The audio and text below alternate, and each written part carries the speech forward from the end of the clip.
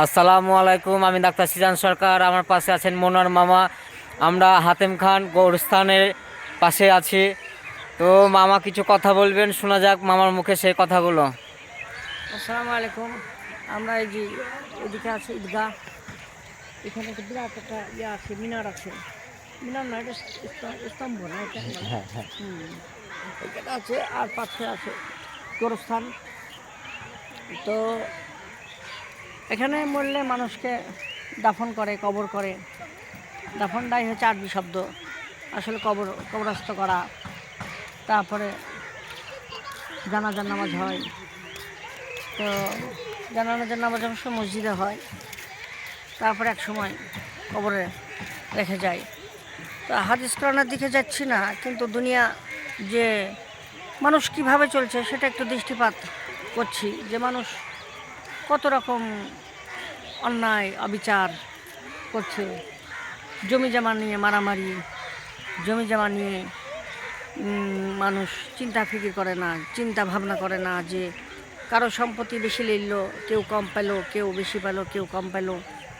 তারপরে মারধর, ক্ষমতার দাপট, এগুলো তো আছেই।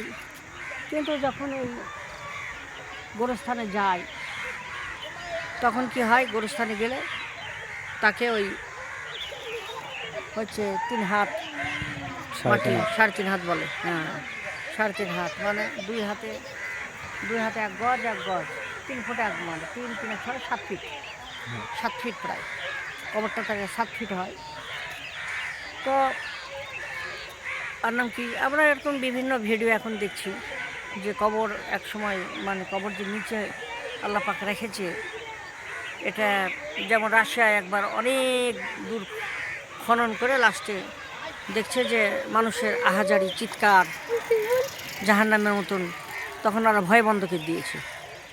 তো এগুলো এখন প্রমাণ হচ্ছে যে আল্লাহ সুবহানাহু ওয়া তাআলা যে কবরের আযাব রেখেছে, এগুলো প্রমাণিত হচ্ছে। তো এই জন্য আমার রিকোয়েস্ট, আসুন আমরা আল্লাহর হুকুম রাসূলের তরিকাগুলো মানার চেষ্টা করি। তাহলে কী হবে, তাহলে আমাদের জান্নাত আমরা পাবো। আর কবরেও যে কবরে বারজাক যেটা বলছে, কবরে বারজাক, সে কবরে বারজাকেও আল্লাহ পাক শান্তিতে রাখবে যদি আমাদের আমল ভালো হয়। আর যদি আমল খারাপ হয় তাহলে তো সিজ্জিন বলছে, হ্যাঁ সিজ্জিলে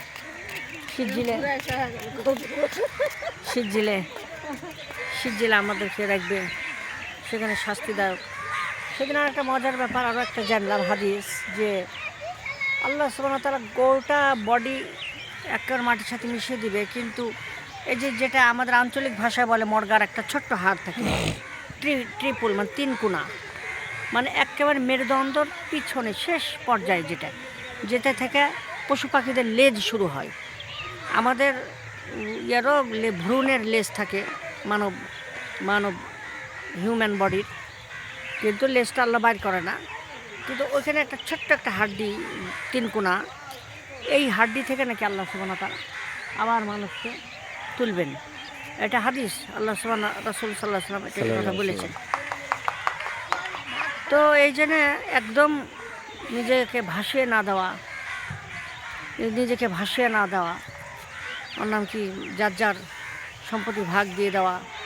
এই যে কত জমি পড়ে আছে, একসময় পড়ে থাকবে, এসব ঘুমিয়ে আছে, হয়তো লেখা আছে কত বড় অফিসার, তারপরে অমক তমক, অনেক দুনিয়াতে অনেক বড় ছিল, সেগুলো লেখা আছে।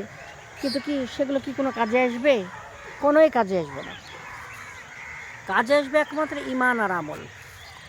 হ্যাঁ, আমল যে কী করে গেছে, যেটা ভালো কাজ কী করে গেছে, ঈমান ছিল কি না।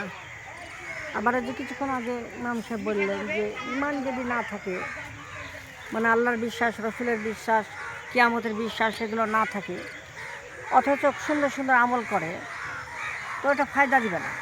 ফায়দা দিবে দুনিয়াতে আল্লাহ পাক এটার যা দিয়ে দিবে, মানে এটার উপকার বা এটার যে দুনিয়াতে যে উপকার করেছে, দুনিয়াতে ভালো কাজ করেছে, এটার আল্লাহ যা দিয়ে দিবে। কিন্তু আখেরাত তাদের হবে কঠিন।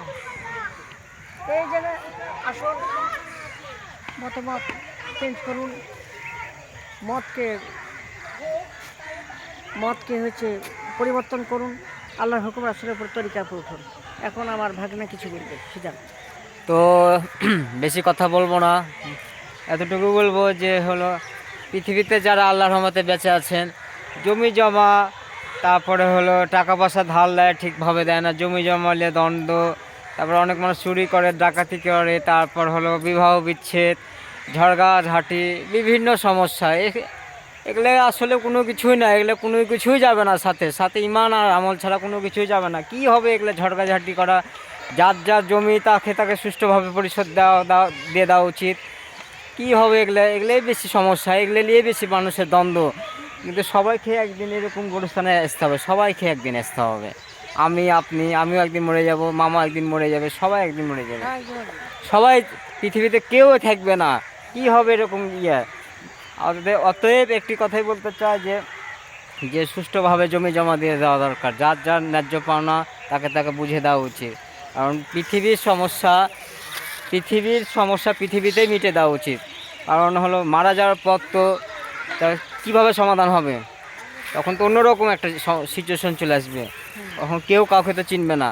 এই জন্য পৃথিবীর সমস্যা পৃথিবীতে মিটে দেওয়া উচিত। অনেক মানুষ ধার ধার নেয়, টাকা পয়সা নেয়, দেয় না, পাত্তা দেয় না, কোনো কিছু কেয়ার করে না।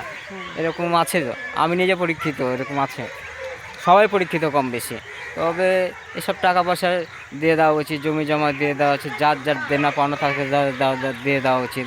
অনেক মানুষ আছে ঝগড়াঝাঁটি করে সব সময়, আসলে এলে কোনো কিছুই যাবে না, ইমান আর আমল ছাড়া কোনো কিছুই যাবে না। অতএব একটা কথাই বলতে চাই যে আমরা অতএব একটা কথাই বলতে চাই, আমাদের যে একটা যে হলো যার যার সমস্যা তাকে তাকে প্রত্যেকটা মানুষেরই সমাধান করা উচিত, বা মাপ চেয়ে নেওয়া দরকার। বা বা মাসওয়ারা, যেটা বলে মাসওয়ারার মাধ্যমে সব সমস্যা নিষ্পত্তি করা দরকার।